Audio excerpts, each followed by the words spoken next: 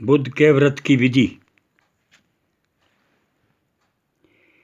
ग्रह शांति तथा सर्व सुखों की इच्छा रखने वालों को बुधवार का व्रत करना चाहिए।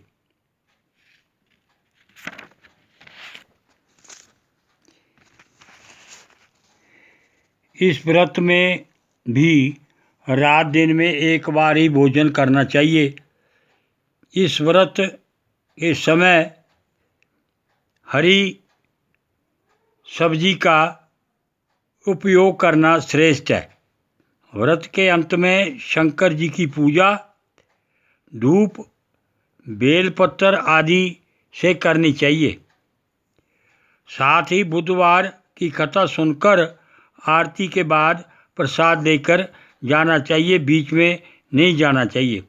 बुधवार व्रत की कथा प्रारंभ।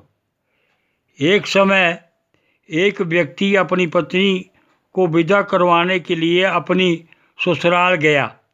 वहाँ पर कुछ दिवस रहने के पश्चात सास ससुर से विदा करने के लिए कहा, किंतु सबने कहा कि आज बुधवार का दिन है, आज के दिन गमन नहीं करते हैं।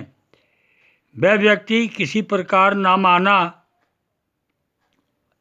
और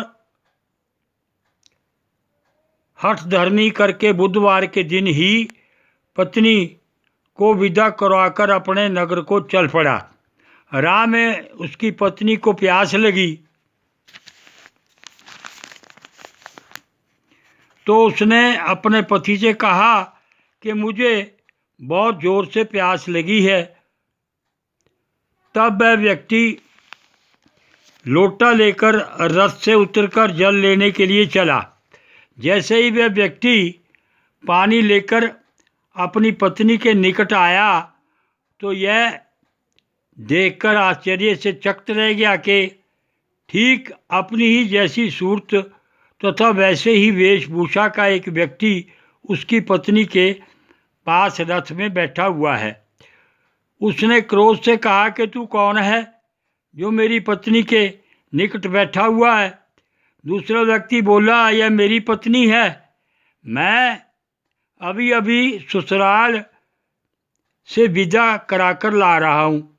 दोनों व्यक्ति परस्पर में झगड़ने लगे। तभी राज्य के सिपाही आकर लौटे वाले व्यक्ति को पकड़ने लगे। स्त्री को पूछा, तुम्हारा असली पति कौन सा है?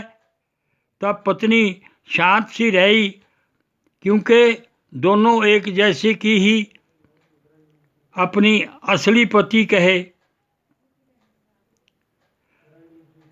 दोनों एक जैसी थे, वह किसे अपना असली पति कहे? वह व्यक्ति ईश्वर से प्रार्थना करता हुआ बोला, परमेश्वर, यह क्या लीला है कि सच्चा झूठा बन रहा है। तभी आकाशवाणी हुई,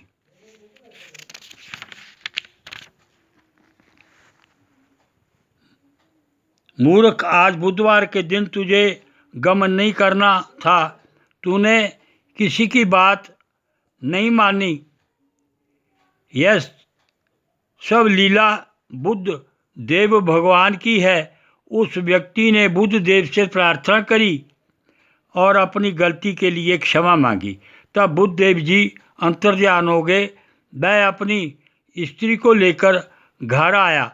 तभी से बुधवार का व्रत दोनों पति पत्नी नियमानुपूर्व करने लगे। जो व्यक्ति इस कथा को श्रवण करता तथा सुनता है, उसको बुधवार के दिन यात्रा करने का कोई दोष नहीं लगता है। उसको सर्व प्रकार से सुखों की प्राप्ति होती है। बोल बुद्ध भगवान की जय।